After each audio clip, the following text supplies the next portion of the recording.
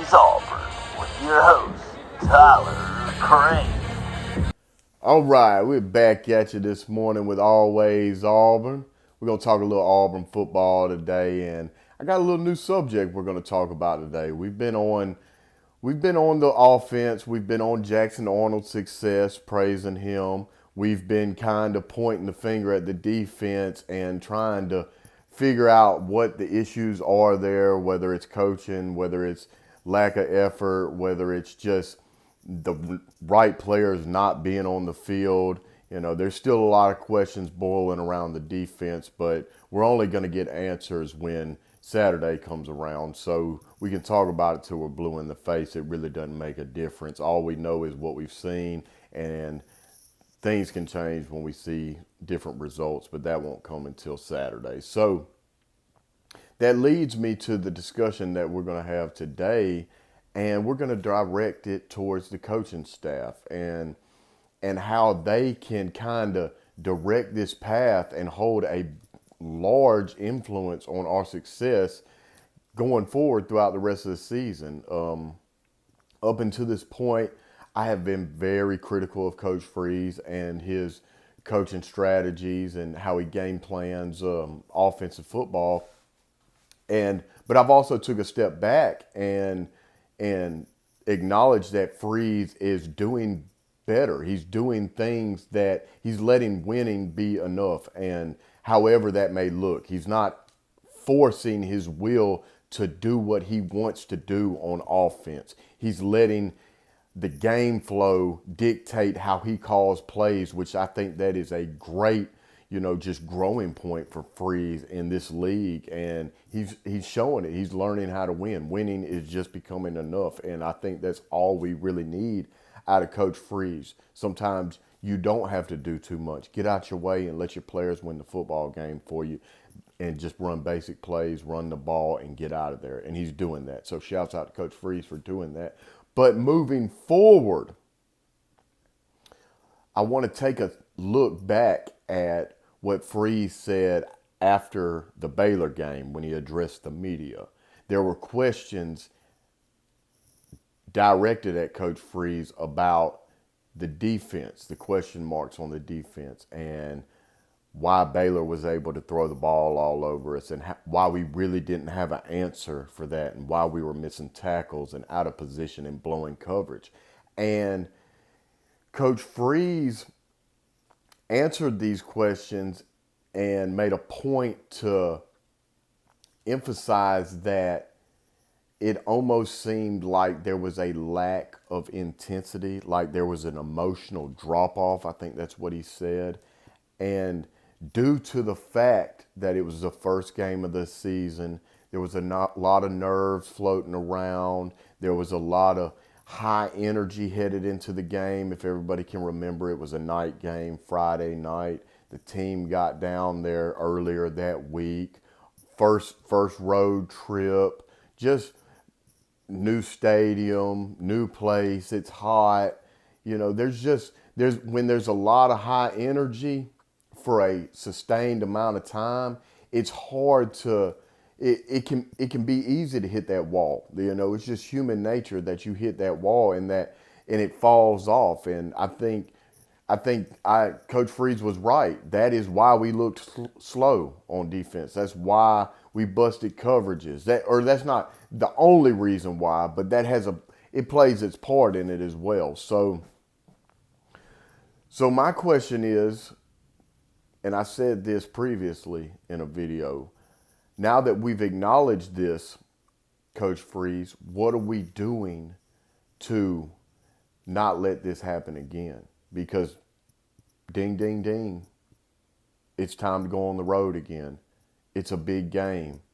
The energy's going to be up. There's going to be intensity all week. There's going to be exhaustion, road exhaustion, being tired from traveling, being tired from sleeping in a hotel room, not your own bed, just the anxiety and anticipation and pure excitement of getting on the field in Norman and showing your stuff and showing the world.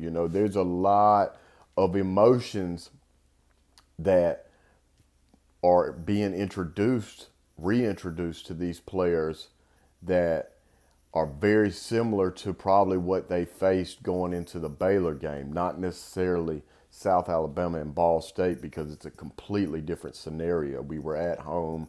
We were expected to win. The excitement is really not at such an extreme because of the competition level that we were playing. But this is it. I mean, this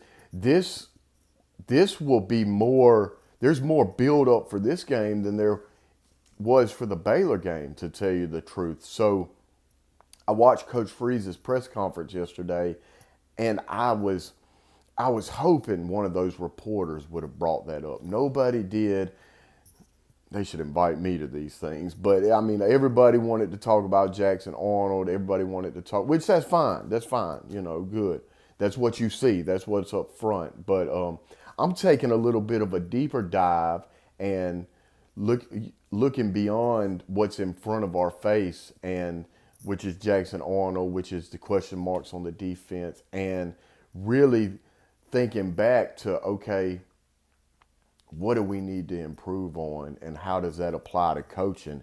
And I can't help but think about what Coach Freeze talked about after that Baylor game, that lack of intensity that he saw out of the defense, which endedly resulted in a lot of blown coverages, a lot of slow play, a lot of missed tackles, and a lot of success on the Baylor's offensive side of the ball. So,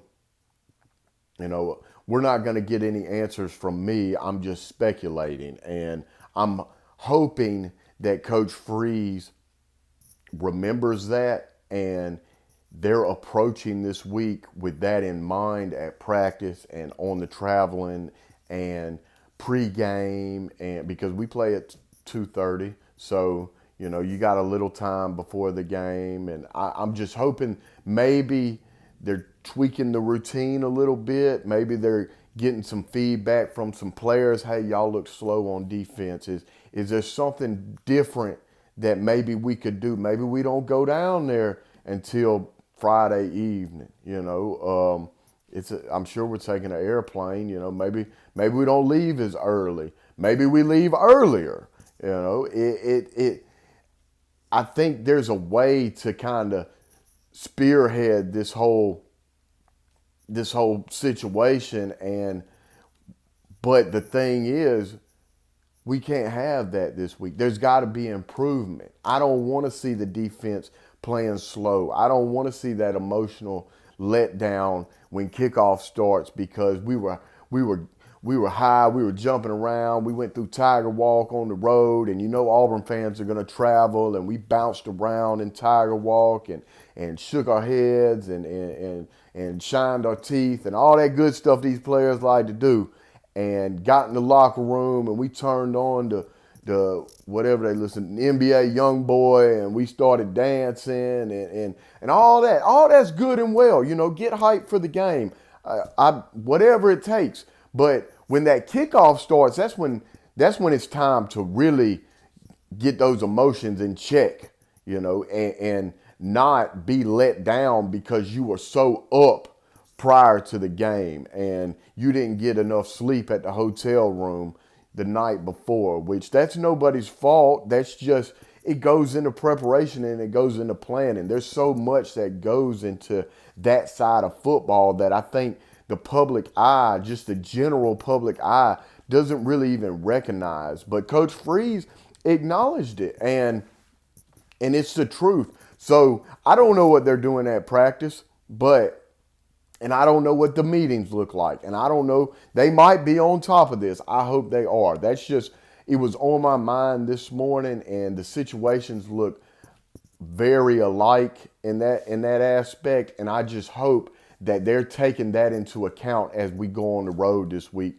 to face the Oklahoma Sooners, that is not an issue and that does not hinder the success that we have on the field this week. So just a little food for thought for you this morning about Auburn going into Oklahoma this week. Big game. I can't wait. I'm excited. I'm going to have content all week coming at you. So keep tuning in, subscribe to the channel, and War Eagle.